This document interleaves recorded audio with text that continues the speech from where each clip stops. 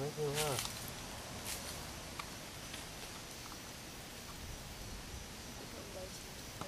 Gilgamesh, the all-knowing king of Uruk, 2 parts god, 1 part man, created by the gods to be perfect. Gilgamesh was given the perfect body by the god Shamash, and courage from the god Adad.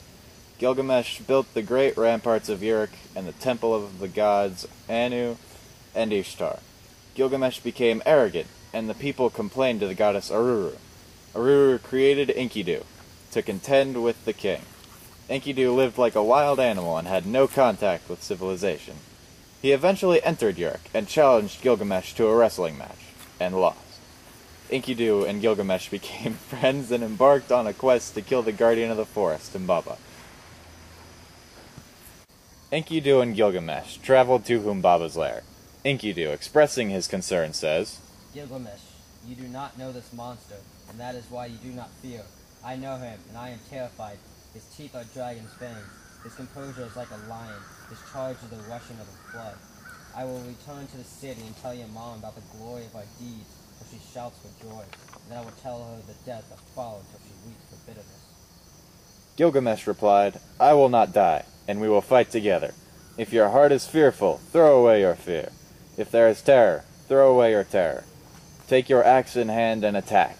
He who leaves a fight unfinished is not at peace. Enkidu and Gilgamesh have reached Humbaba's lair. Humbaba has appeared from his cedar house. Enkidu says, Gilgamesh, remember your boast in Uruk. Forward, attack, son of Uruk. There is nothing to fear. Gilgamesh, invigorated by his friend's words, answered, Make haste. Close in. If Humbaba escapes into the woods, he will have vanished. He has put on the first of his 7 splendors, but not yet the other 6. Let us trap him before he is armed. Humbaba rears his head, menacing Gilgamesh, and at Gilgamesh he stared with his eye, the eye of death. Gilgamesh calls to Shamash. O glorious Shamash, I have followed the road you commanded, but now, if you send no relief, how shall I escape? Shamash heard the prayer and called upon the great wind, the north wind, the whirlwind, the storm and icy wind, the tempest and the scorching wind. Like a scorching fire, the 8 winds rose up against Humbaba, immobilizing him. Gilgamesh calls out, By the life of Ninsun, my mother, and the divine Lugabanda, my father, in the country of living in this land I have discovered your dwelling. My weak arms and small weapons I have brought to this land against you, and now I will enter your house. Gilgamesh felled 7 cedars. As each one fell, Humbaba loosed flames at Gilgamesh and Enkidu, but they continued on until they reached Humbaba.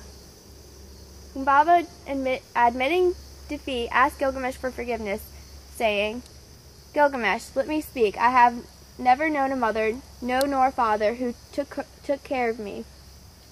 I was born of the mountain. He took care of me, and Enlil made me the keeper of this forest. Let me go free, Gilgamesh, and I will be your servant.